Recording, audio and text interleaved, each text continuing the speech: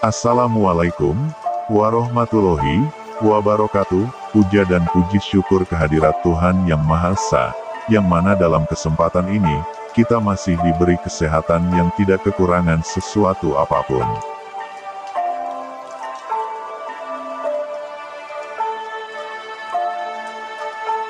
Perjuangan lebih mudah, karena hanya mengusir penjajah.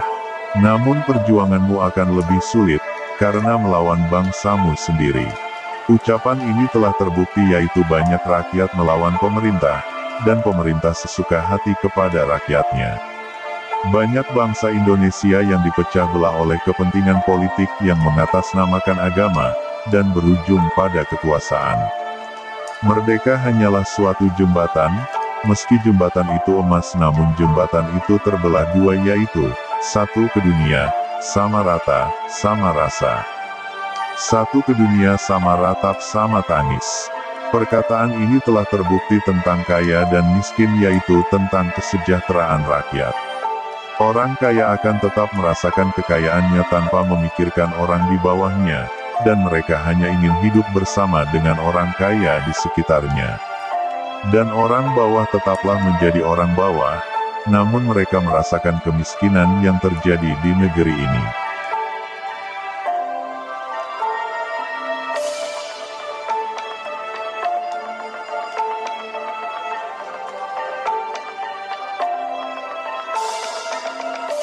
Padahal negeri ini adalah negeri yang kaya akan sandang dan pangan, serta negeri ini berasal dari rakyat gotong royong.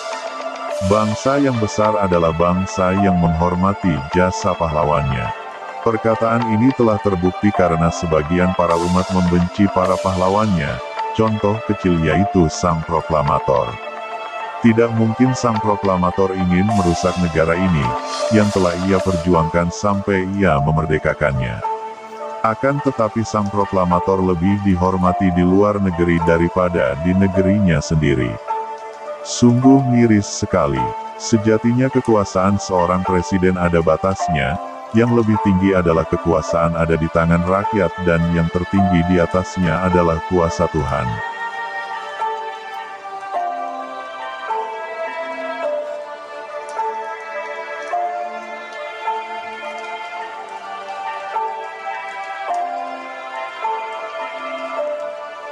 Kesadaran-kesadaran spiritual ini akan terus meningkat dalam kehidupan kita. Tidak lagi sepenuhnya kenal yang bersifat keduniawian. Namun ada sisi kesadaran diri. Baik kejiwaan kerohanian kita, cara berpikir kita akan berbeda. Kesadaran diri akan berkembang. Keegoan akan sedikit luluh. Kebijaksanaan akan timbul. Cinta dan kasih sayang. Merasakan kebahagiaan yang sejati. Bersyukurlah, jiwa-jiwa yang terpilih kesadaran spiritualnya. Karena tidak semua orang mendapatkan kesadaran ini.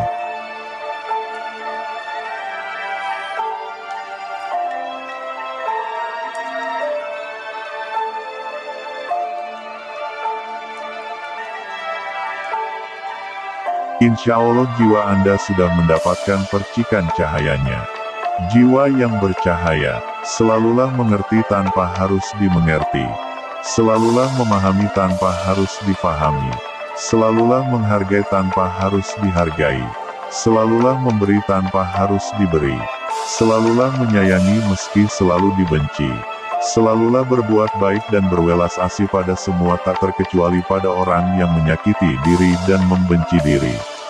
Selalulah jalankan laku welas asih ini dengan ketulusan. Tetaplah dalam laku welas asih tanpa ingin diakui oleh mata dunia.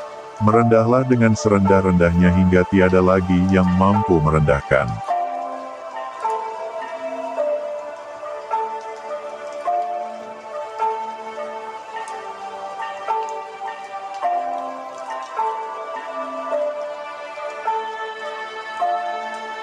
Itu semua bukan berasal dari perbuatannya, melainkan Allah telah merencanakannya dari rencana yang terlukiskan itu agar ia terhindar dari luapan emosi dari dunia yang fana ini.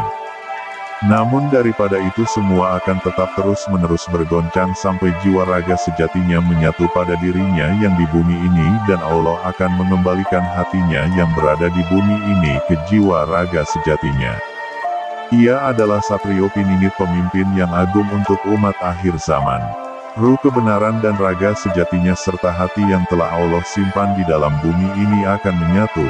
Maka berhati-hatilah, proses itu sudah berlangsung saat ini juga, dan bumi ini akan terus tetap diguncang dan terus terguncang sampai proses itu selesai menyatunya ruh kebenaran dalam jiwa raga sejatinya.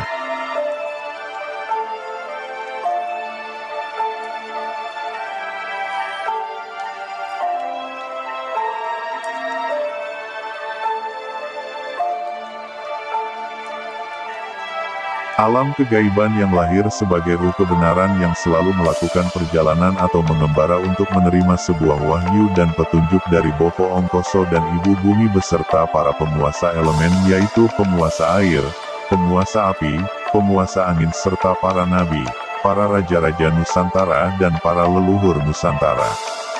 Namun sebelum ia lahir ke bumi, Allah telah membuat kuasanya di dalam dirinya untuk meletakkan hatinya di dalam bumi ini. Secara fisik hatinya berada di dalam tubuhnya, namun secara gaib hatinya berada di dalam bumi. Tujuannya ialah apabila jiwa dan raganya tersakiti di dalam dunia yang fana ini, maka bumi akan bergoncang. Namun apabila ia berduka dan meneteskan air mata, maka hujan dan badai akan melanda di mana-mana sehingga terjadinya banjir dan tsunami. Dan apabila ia terdesak dan terpojokkan, maka gunung akan meletus untuk meluapkan emosinya yang begitu dahsyat sampai membelah pulau Jawa menjadi dua. Terima kasih. Wassalamualaikum warahmatullahi wabarakatuh.